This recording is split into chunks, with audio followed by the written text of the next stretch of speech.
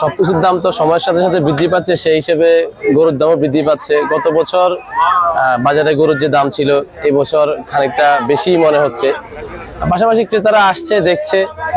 আর বাজারে এখন লক্ষণীয় বিষয় যেটা, সেটা হচ্ছে অতীতের সময়ে যে ভারতীয় যে গরুগুলো আসতো চোরা চালানে, ওই গরুগুলো এখন বাজারে নাই। আর এতে আমাদের স্থানীয় যে খামারিরা তারা আসলে উপকৃত হবে।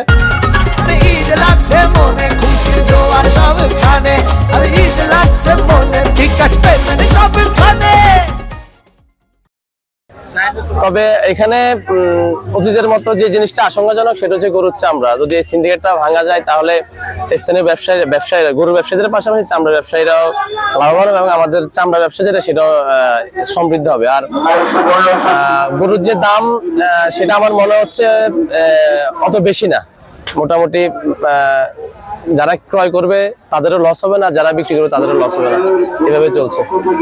গরু কিনছি আমি বা আরো কয়েক দোকান দেখছি, মোটামুটি ভালোই কিনলাম। শুকরিয়া।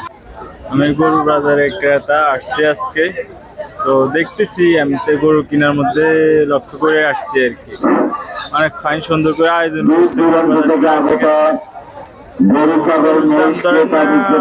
মহামারী ধরেন না গেছে বছরের তুলনায়, কিন্তু তারপরে এই বছরটা একটু করা যায়। আসছি আগের বারের তুলনায় এবার গরু অনেক কম, আগের বার আরো বেশি ছিল। আমাদের কাছ থেকে 2,20,000 মোটামুটি দুই হলে দিয়ে দিবে। ওই হিসাবে মাংস আছে প্রায় 6 মনের মতন ওনারা যেটা বলছে, তো ওই হিসাবে ঠিক আছে। কোরবানি হিসাবে মোটামুটি এটা ভালো রেঞ্জের ভিতরে।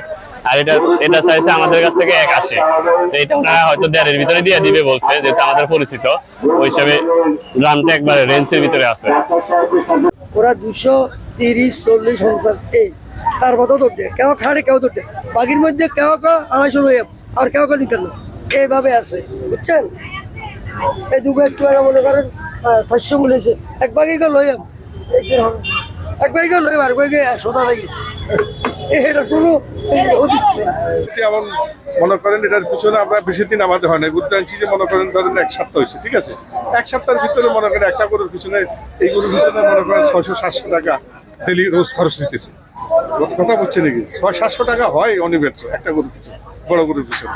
এই হিসাবে আমরা বেশি আমরা কি চাইলে কি গরু রাখতে, আমাদের তার জন্য সীমিত ব্যবসা হলে আমরা গরু চাইনি। কারণ একটা গরু যদি একদিন থাকে তা আমাদের 700-800-600 টাকা নিজে ইয়ে শুনতে আপনার যদি খরচা করে যায়।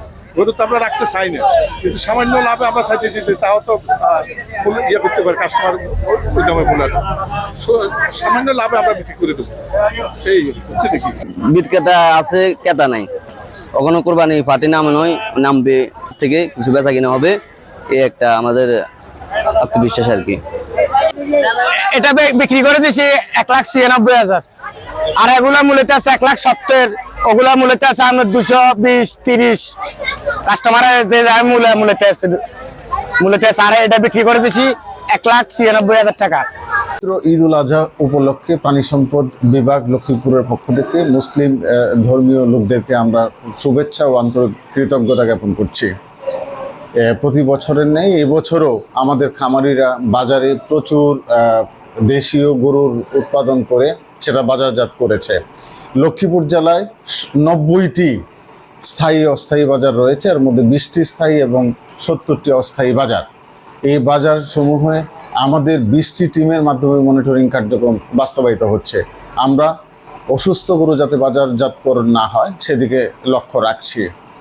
বাজারে প্রচুর দেশীয় গরু আছে, বিদেশি গরু না আসায় মানুষ স্বাচ্ছন্দ্য ফিল করছে।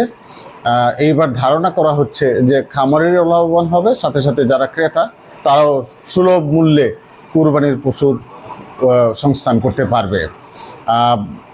আমাদের খামারিদের প্রশিক্ষণ অব্যাহত ছিল, তার ফলশ্রুতিতে খামারিরা সঠিক পদ্ধতিতে স্বাস্থ্যসম্মতভাবে গরু মোটা তাজাকরণ করেছে, পশু মোটা তাজাকরণ করেছে এবং বাজারজাতকরণ করেছে। আমরা পবিত্র ঈদ উল আজহার শুভেচ্ছা জানাচ্ছি সকলকে।